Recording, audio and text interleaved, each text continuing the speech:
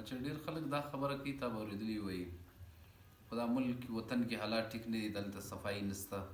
په فلاني ځای کې ډېر حالات سم دي، په دوبۍ کې ډېر زبردست حالات و، په یورپ کې ډېر زبردست حالات و، لیکن دلته حالات ټیک نه دي. اوس دا علاقه کې حالات ټیکولو کې وایي سرکار به دا شی نه دي کړي، سرکار دا شی نه دي کړي، سرکار به خپل کار کوي، ډېر حصه کار زما او ستا هم ده. اوس مسله دا ده ډېر خلکو سره چې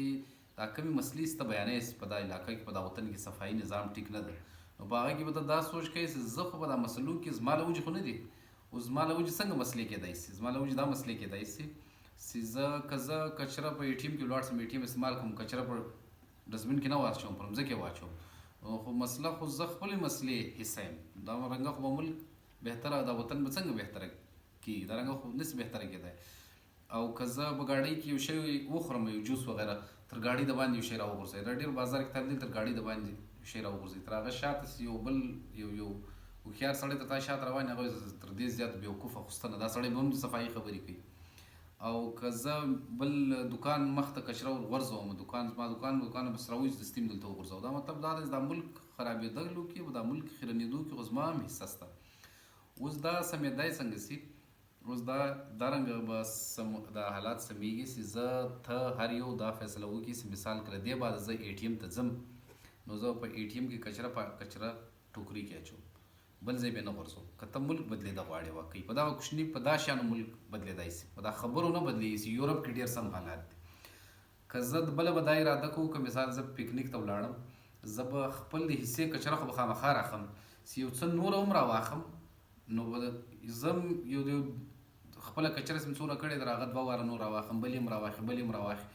نو اوس به دا پکنیک ځای چې ده نور خو مزید خرنېدلی نه شي، صفا کېدل به شروع شي، هر سړی خپل هم راخي، یو څه نور هم راخي.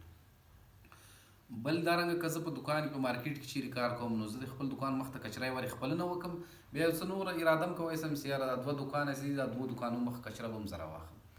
دا هم کولی شو. په ګاډۍ کې به کچره بالکل چې زه دا سوچ وکړم چې یاره ګاډۍ کې زه خپله کچره نه غورځوم یوارې، هغه به تر کچردان رسوم، او بل که بل سړي چیرې غورځول هغه ته به هم وایم چې یاره درخواست به ځینې کوو چې دا مه کوه.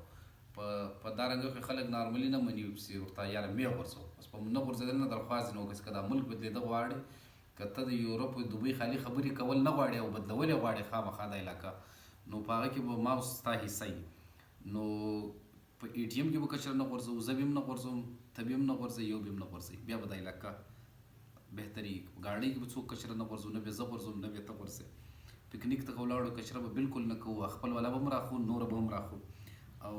چیرې چې کار کوو دفتري دکاني وغیره هر شی په هغه کې به هم نه کچره کوو، او خپله کچره به هم اخلو، یو څه نوره کچره به هم اخلو.